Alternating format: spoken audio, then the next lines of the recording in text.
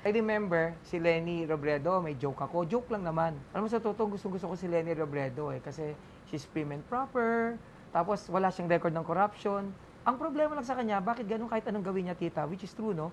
Hindi siya masyadong magustuhan ng mga kapatid nating Muslim. Alam mo kung bakit? Alam mo kung bakit? Paano hindi daw siya halal? Kita yung joke ko pag matalino, ha? Pag hindi ka natawa, ewan ko na lang. Anyway, yung joke, may nagalit. Eto na, nung tumatakbo siyang presidente, may joke ako uli. Sabi ko, pag tumakbong presidente si Lenny, hindi siya gagastos ng malaki. Alam niyo kung bakit? Parang nga naman pag nanalo, tubong lugaw. May kaklase ako sa Ateneo, minessage ako, galit siya.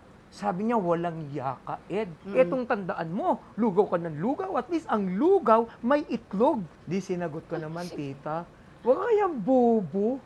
Hindi kaya lahat ng lugaw may itlog. Meron kayang plain. Ano ka?